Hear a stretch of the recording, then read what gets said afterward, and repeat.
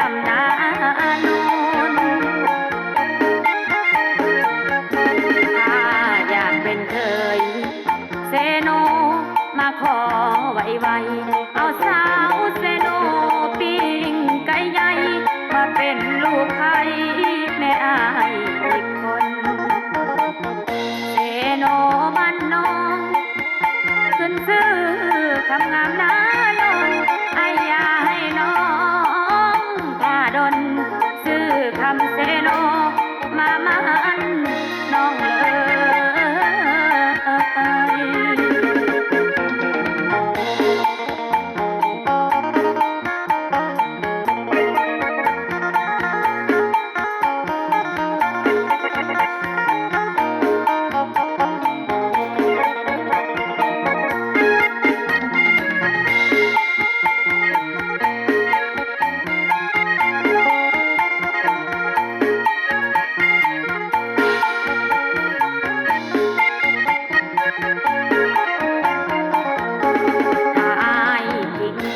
ให้บอกผู้ใหญ่มาขอทันทีอยากได้ไพ่เซโนคนนี้เรื่องค่าดองบ่เอาดอกนาขอเพียงแต่อายรู้มันเรียกให้กันนาขายปิ้งไก่ได้ราคาน้องสิพา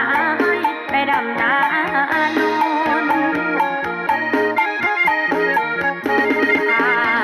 เป็นเคยเซโนมาขอไวๆเอาสาวเซโนปิ้งไก่ใหญ่มาเป็นลูกไข่แม่อายอีกคนเซโนบ้านน้องขึ้นซื้อคำงามนาลงไอ้ยาให้น้องถ้าดน